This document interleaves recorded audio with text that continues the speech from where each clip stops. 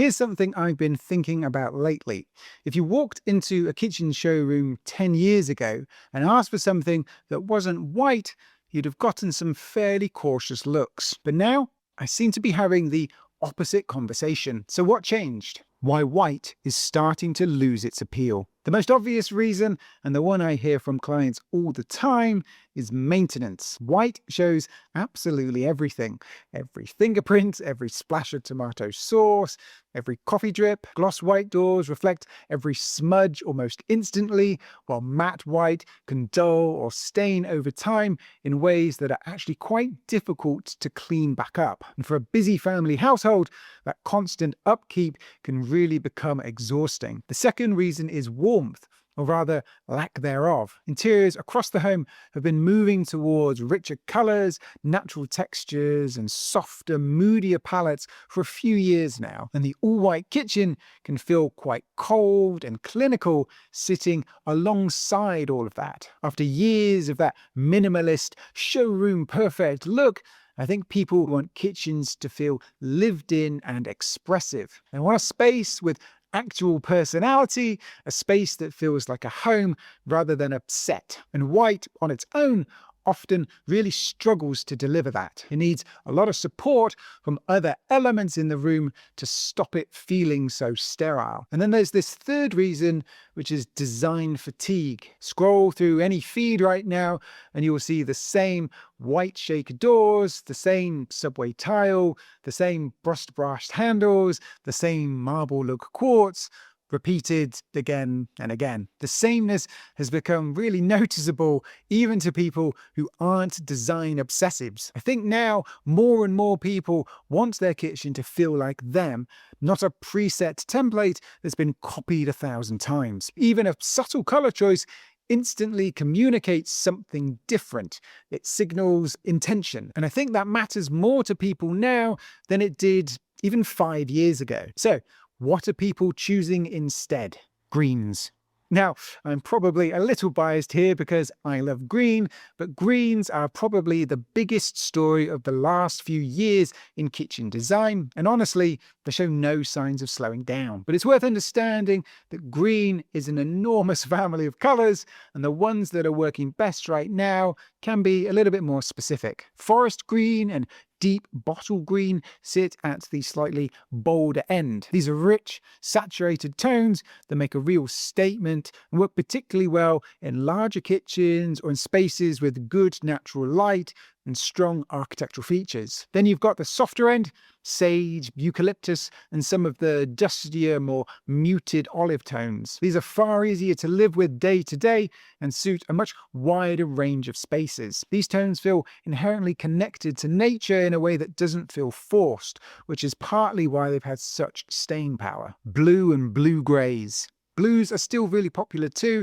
but it's a noticeably more refined version of the trend compared to a few years ago. The bold, deep navies that seem to be everywhere have started to feel a little heavy and recognizable, almost dated in the way that a trend can become when it gets overused. What I'm seeing far more of now is softer, more atmospheric shades. Denim grey, storm blue, slate, dusty teal. These feel calming and sophisticated rather than too dramatic. Warm, earthy neutrals. Now, this is the shift that I think is probably the most significant in terms of where things are heading longer term, and that's warm, earthy neutrals. Mushroom, taupe, putty, soft greige, warm linen. These colours are quietly becoming the new baseline, and I think for good reason. What makes them so appealing is that they offer the softness and sophistication of colour, while still functioning almost like a neutral in terms of how easy they are to live with and how well they coordinate with other things. You're not locked in the same way. You can change your walls, your countertop, your hardware, your lighting, and a warm putty cabinet just keeps working. They can also look inherently timeless, which is something I'll come back to when we talk about resale value. And practically speaking, they hide daily marks and wear far more gracefully than pure white ever did. Warm timber finishes. And then there's timber, and I think this one is worth talking about separately because it's not just another paint color, it's a fundamentally different approach to the cabinet finish itself. Natural wood finishes are seeing a huge resurgence, but it's important to say that this isn't the old country kitchen timber look. It's much more contemporary than that, with varying shades of oak and walnut becoming increasingly popular and being used in quite sophisticated, considered ways. Whether that's a full timber kitchen or timber used selectively to add texture and warmth alongside painted cabinetry. An island base in natural oak balanced against painted perimeter units in sage green or warm taupe, for example. What timber does that paint simply cannot is add tactile, natural texture. It's warm in a way that feels genuine rather than designed. And it works across an enormous range of styles: Japandi, mid-century modern, contemporary Scandi, transitional, the list goes on. If you're trying to add warmth and character to a kitchen without fully committing to a strong paint colour, timber may well be your best friend. Hardware.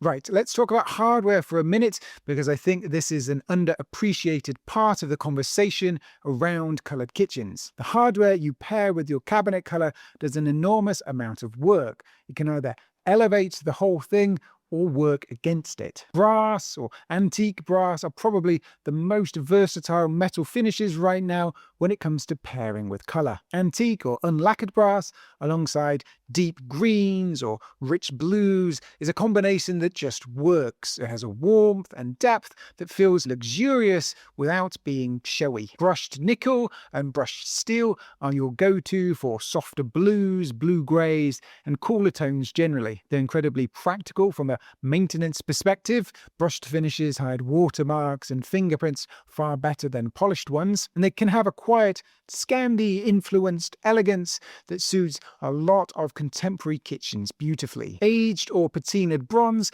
is slightly less common, but really beautiful when it's used well. It has a warmth and an authenticity to it that feels quite different from more standard hardware finishes, less polished and more characterful. It can suit kitchens with a more traditional or artisanal feel, and it pairs particularly well with earthy neutrals and warm timber. And one general rule I'd offer is to try to match your hardware finish to other metals in the room. It doesn't have to be all of them, and it doesn't need to be a perfect match, but it should feel considered. A cohesive approach to metal finishes throughout the kitchen makes the whole thing feel much more intentional. How to use colour without taking a big risk. Okay, so you love the idea of colour, but you're still a bit nervous about committing fully. Here's the approach I'd suggest. If you have one, start with the island. This is the lowest risk place to introduce colour. Deep green or a blue island becomes a powerful, grounding anchor for the whole kitchen without needing a full room full of colour. The perimeter cabinets can stay neutral or even white if you're still not ready to give it up just yet. The room still feels light and open, and the island does all the personality work. It's also, practically speaking, easier to repaint or update in the future if you ever wanted to. For a lot of clients, this is where we start, and honestly, for many of them, it ends up being exactly enough. Then there's two-tone cabinetry more broadly. Even without an island, using colour on your base cabinets and keeping the uppers neutral is a really well-established approach that works consistently well. The uppers staying lighter maintains that sense of airiness and openness, while the base units do the work of grounding the room and giving it character. This is probably the most common approach I use with clients who are colour curious but not fully committed, and it very rarely disappoints. I think the type of colour is also an important factor if you're still a little nervous or worried about longevity. Choosing tones that are slightly desaturated, slightly muddied, rather than bright and vivid. Sage rather than emerald, slate rather than cobalt, a dusty warm olive rather than a clean fresh lime green. They're infinitely easier to live with, they coordinate well with a huge range of other materials, and they have a timelessness that brighter saturated colours really struggle to match. And test your colour in the room first.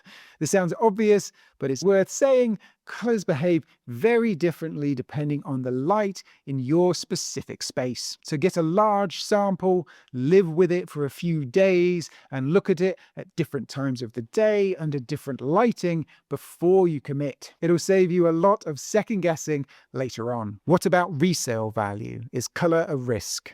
In my opinion, it's less about the color and more about the kitchen itself. Buyers, and I'll include myself here, having bought a house relatively recently, are generally less inspired by plain white kitchens than they used to be. An all-white kitchen no longer reads as a premium, safe choice the way it once might have. It increasingly reads as the default, the developer spec, the thing that was done because nobody made a decision. Where I would be more cautious is with very bold, very saturated choices, anything that's doing a lot of shouting. Not because color is wrong, but because those choices are harder to live with over time and harder for buyers to imagine themselves in. In my personal opinion, a kitchen with some color, planned thoughtfully and executed well, is genuinely not a resale risk. It might even be an advantage, when a white kitchen is still the right choice. Now, and I really want to be clear about this,